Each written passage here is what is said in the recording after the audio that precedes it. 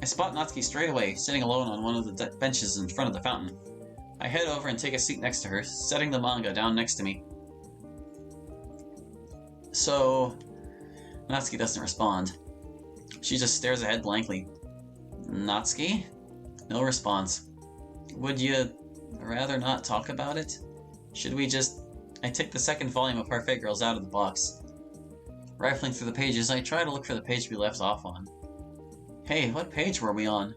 I remember something about a cafe scene. Earth to Nuts. My dad hurts me. Almost every day. He has for as long as I can remember. I missed the festival because he'd had a bad morning and threw a bottle at me. He stopped me from leaving the house.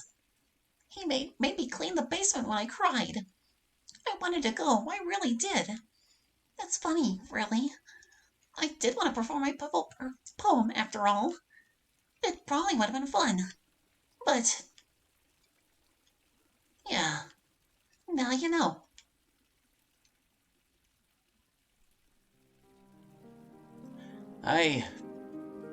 Without even thinking, I pull her close into a warm embrace.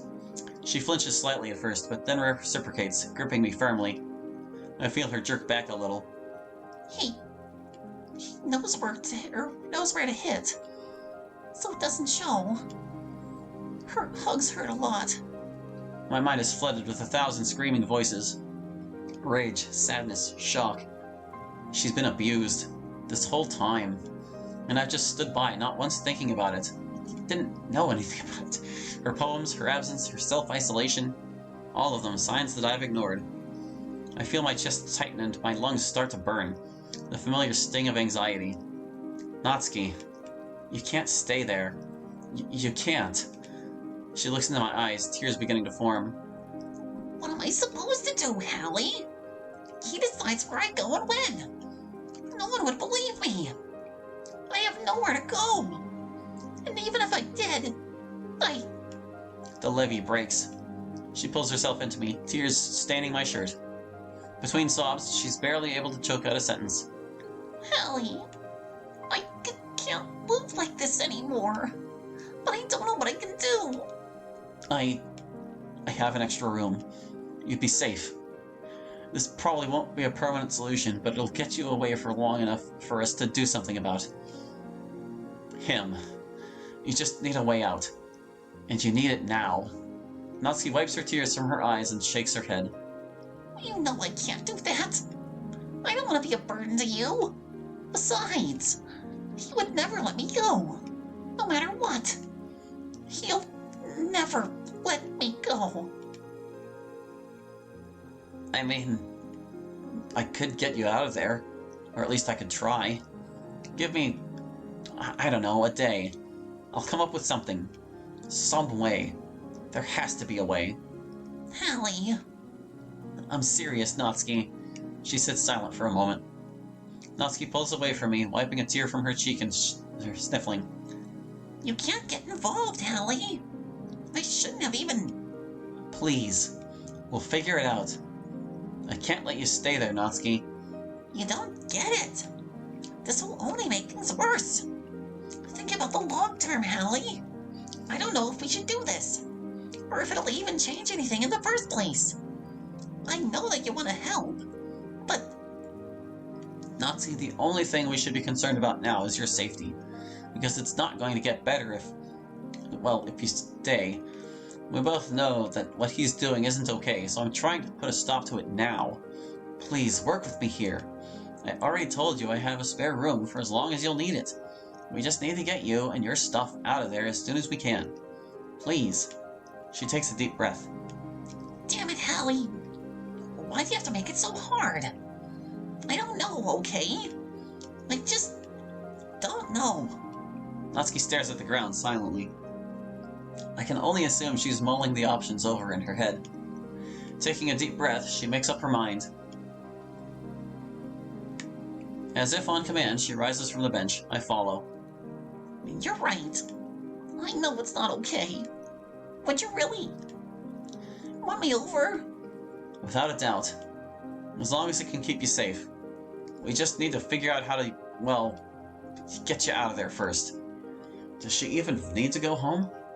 I mean, I could just walk you to my house now. That'd be... It wouldn't work. He's expecting me home 45 minutes ago. I feel a pit in my stomach, a tightening knot of unease. And what happens if she's late? I don't want her to get hurt. And I need my stuff. Clothes, medication, you know. It can't be today. Tomorrow, then. We can't waste time. You'll have time to get your stuff packed and ready to go. I'll have time to figure out how the hell we're even gonna... This is so messed up. My heart's going about a mile a minute. But I need to try to keep it together and figure something out. For her.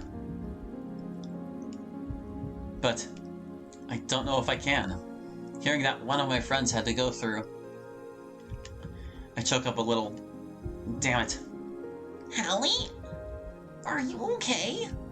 You're getting a little... No, I'm fine. We just have to figure this out. I think there were words there. I think I know what to... The buzz of a mobile phone startles us both. We fall dead silent. Natsuki slowly pulls her phone out of her pocket and puts a finger in front of her mouth, mimicking a shush. She starts to wander away from the bench to avoid the gushing noise of the fountain. With bated breath, she answers. Seconds go by, followed by minutes.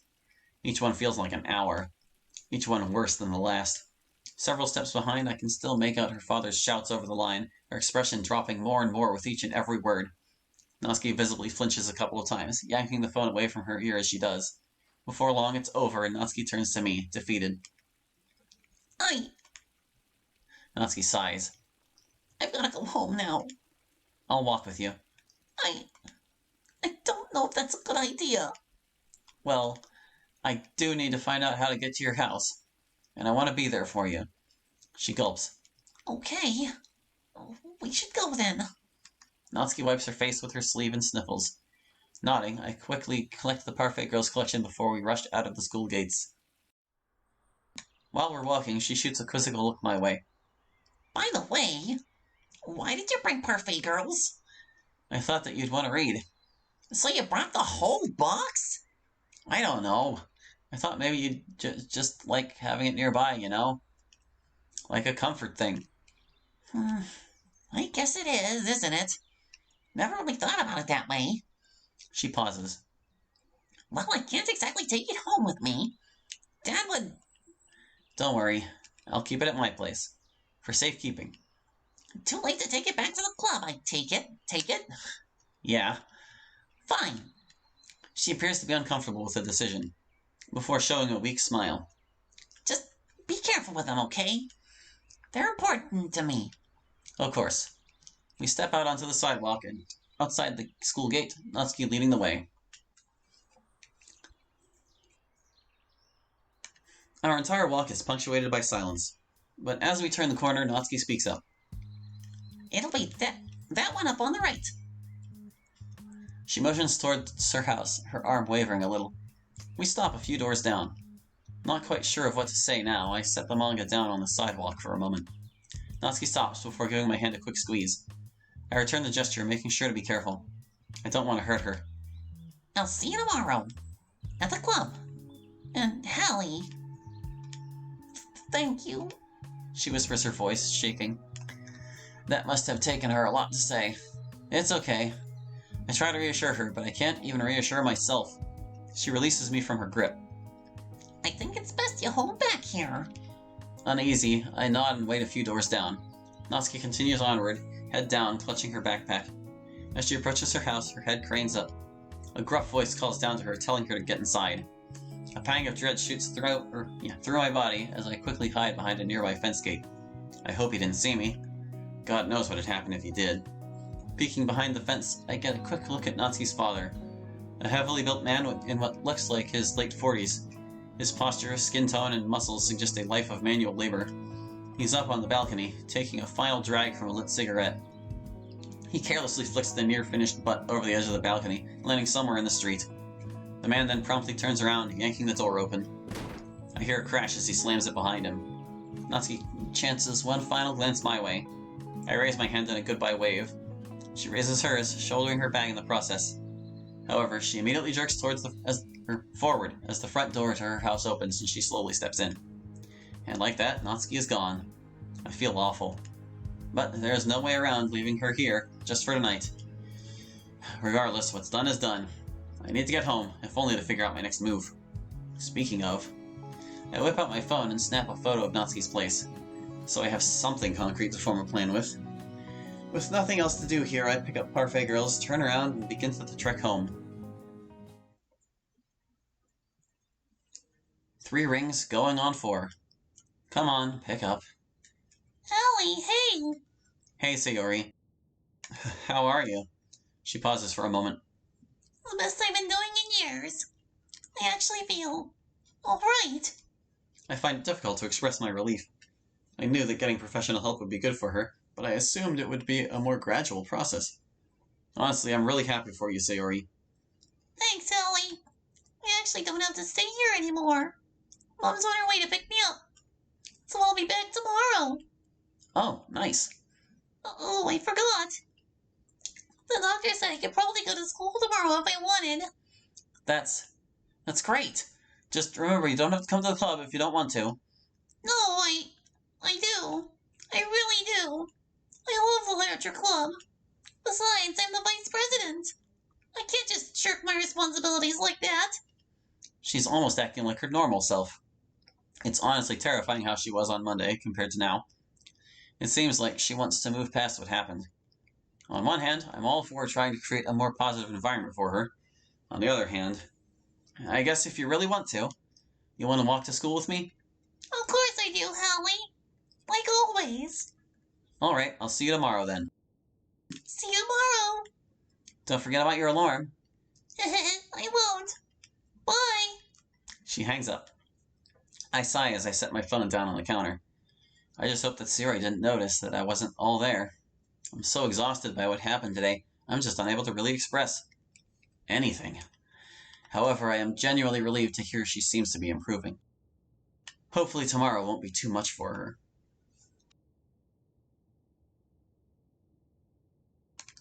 I fixed myself a simple dinner, which I quickly scarfed down before tossing the dishes into the sink. I should wash them, but I just don't have the energy right now. I'll do them later. Right now, the only thing on my mind is Natsuki. I sit on my bed, trying to drown out my thoughts by scrolling aimlessly through my phone. It's not working. Sayori is safe, at least. That's one worry off the table for right now. But Natsuki... well, where do I begin? Her own father, beating and burying her. While scrolling through my phone, I come across the picture I took of Natsuki's house. Oh. I sense a plan coming together in my head. I may well have a way to get her out if... I zoom in on the picture, inspecting it meticulously. I think I know exactly what to do. Exiting out of my gallery, I strike up a text conversation with Natsuki. I frantically type out my instructions for her, step by step. However, my eyes are drawn to our old text conversation from when we were planning for her visit last Sunday. I can't help but notice how happy she was to come over. Should I have seen the problem then? Come to think of it, before that day, I have never really seen Natsuki truly excited before. God, how long has this been going on? I finish typing the plans out and send my message. I just hope that she's okay. Thursday, 28th of September.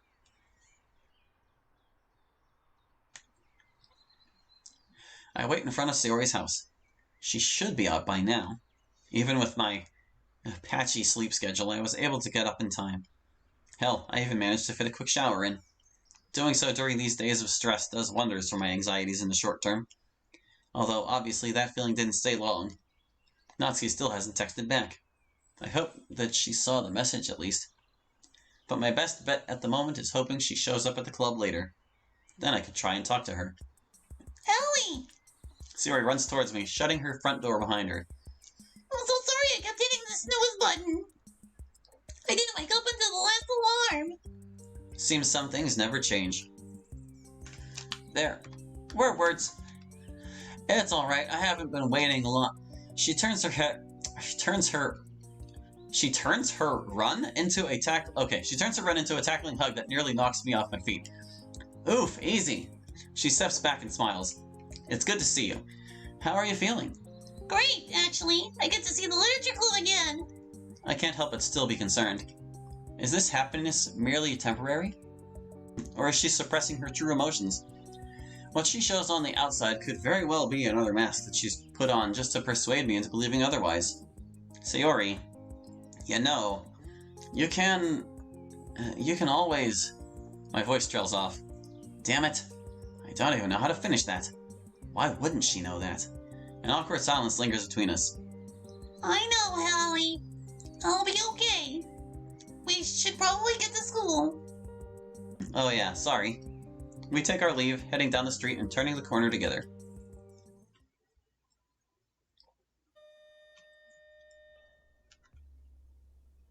The last bell rings as I take my usual route to the literature club. Turning the corner, I'm surprised to see Natsuki loitering outside the club room door. Hey, Natsuki. Hallie, I got your messages. I still don't know about all this. I mean, what are we even gonna do after? We'll figure something out. We talk to the school, or the police, or... No! She speaks in a hushed tone. We can't get the police involved. She pauses before glancing away and down at her feet.